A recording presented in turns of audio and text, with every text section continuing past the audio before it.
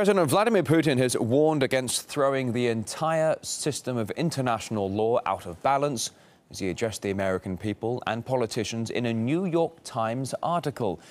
This threat to the established order may well happen, according to the Russian leader, if indeed Washington proceeds with its planned strikes against Syria. Joining me live now, RT's Sean Thomas coming on the programme this morning.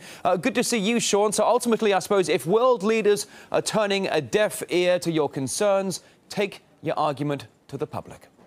Well, certainly an interesting development, Rory. This article was strong but full of hope from President Vladimir Putin in the New York Times. It was called A Plea for Caution from Russia, and it directly addressed the American people in what Putin calls a time of insufficient communication between societies.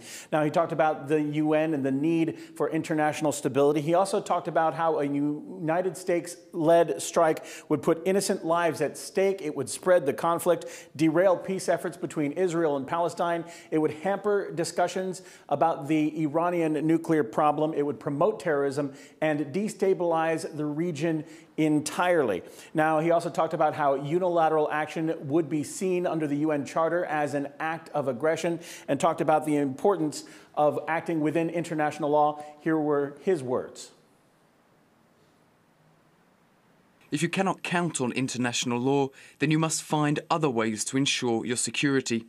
Thus, a growing number of countries seek to acquire weapons of mass destruction. This is logical. If you have the bomb, no one will touch you. We're left with talk of the need to strengthen non-proliferation, when in reality, this is being eroded.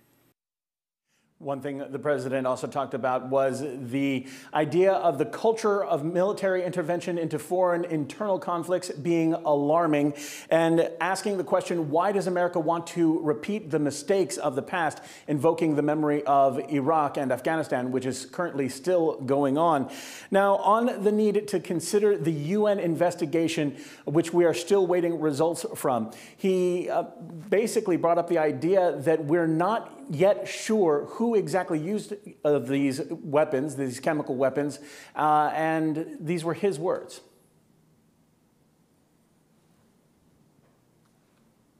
No one doubts that poison gas was used in Syria, but there is every reason to believe it was used not by the Syrian army, but by opposition forces to provoke intervention by their powerful foreign patrons who would be siding with the fundamentalists.